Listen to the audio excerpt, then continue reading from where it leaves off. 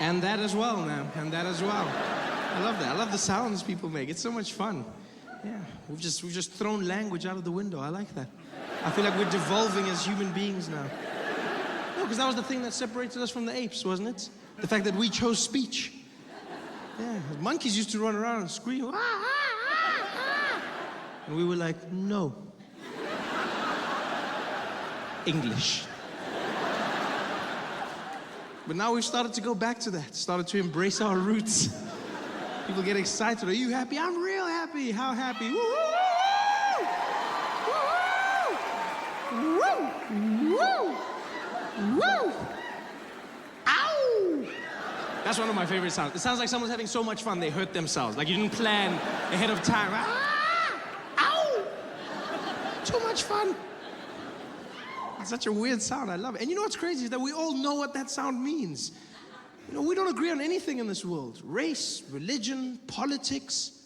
But that sound, that woohoo, has united us all.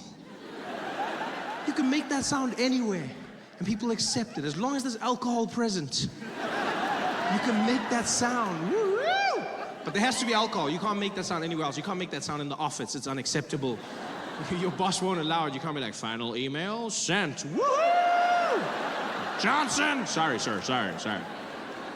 You can't make that sound in church. And that is why Jesus died for our sins. Woo-hoo! Sorry, Pastor. Go to hell. You just can't do it. But everyone knows it. Everyone knows what woohoo means. It means happiness. Yeah, it means the happiness of the people. It's strange, because no one asked me to vote on it. I didn't get to choose. If I was to choose, I don't know that I would pick woohoo as the sound of happiness. Strangely enough, I think it may be more apt as the sound of sadness. Yeah, I could see it at a funeral, family gathered around the caskets, tears streaming down their face, pastor reading the eulogy. We will always remember Mary as a loving mother, a caring friend, foodie, blogger, and wonderful sister. Before we lay her to rest, would you please join me now as we observe a moment of woohoo? Everyone's standing there in tears. Woo! Woo! Ow! There'd always be one big lady in the corner. Woo! Woo!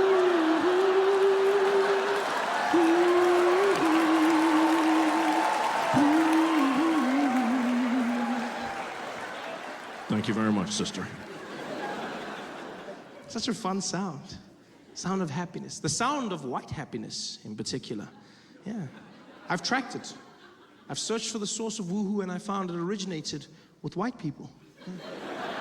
White women in particular. Yeah. That's where it comes from. That is the sound of a white woman's turn up. That is the sound of her getting into the game. It's like, Tammy! Woohoo! And that's when you know it's on.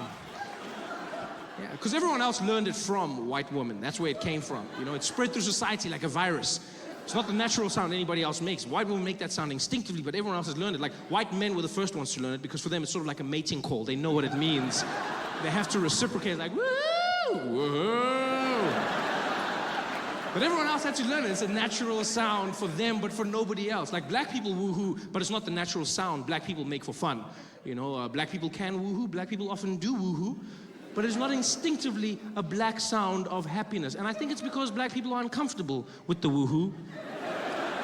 Deep down inside, there's a certain moment in woohoo when every black person stops enjoying it. There's just a moment when, and maybe this is just my personal experiences, but I feel it sounds eerily similar to a police siren. There's just a moment where it stops being fun.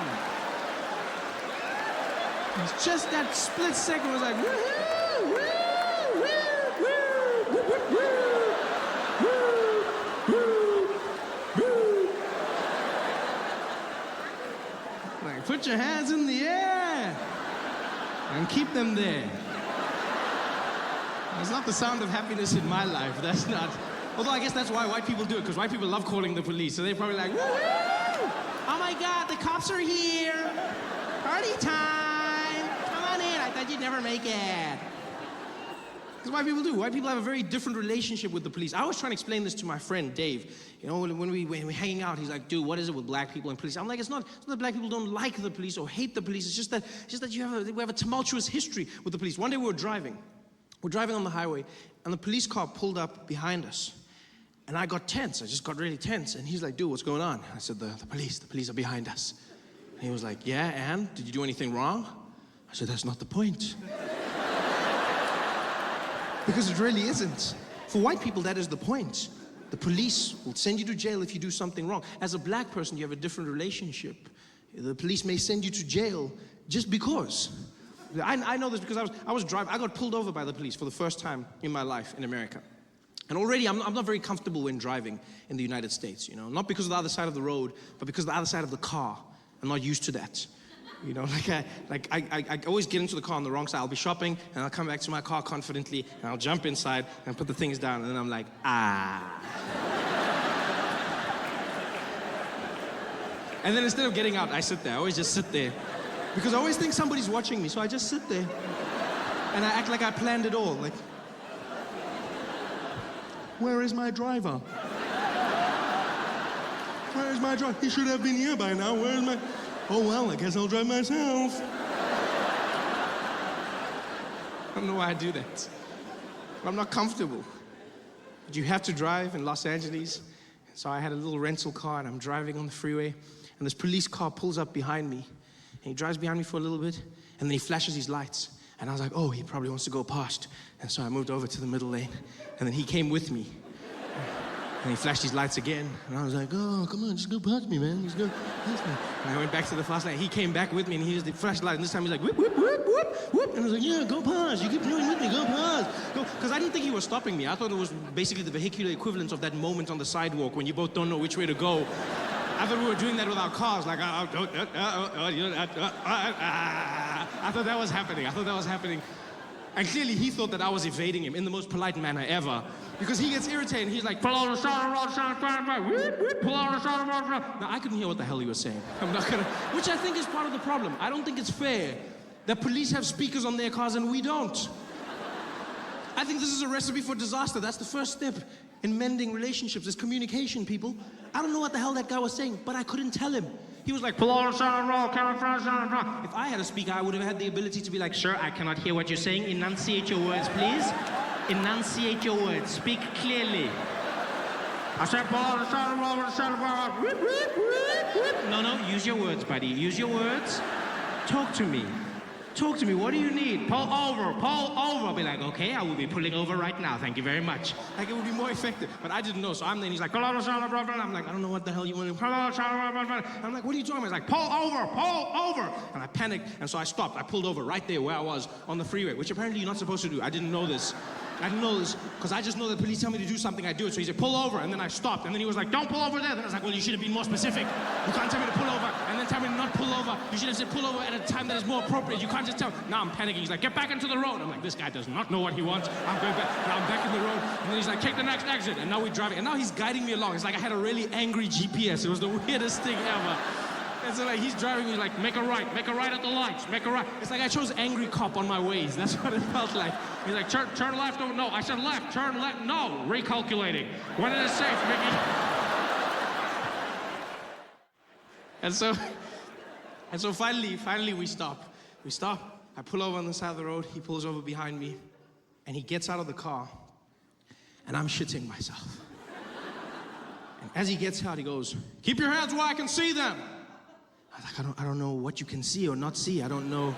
These are very vague instructions. I don't know what you can. So now I'm there doing this. Because I don't know what you can see or not. I'm straight. Like, don't get me wrong. I just, you know, the thing is, I just don't want to die. That's all I don't. I just don't want to die. And I know I don't look like, but I'm not the dying type. I really am not. Like, I'm a chilled out guy who likes living. I don't want to die. And the worst thing is, I don't know how not to die.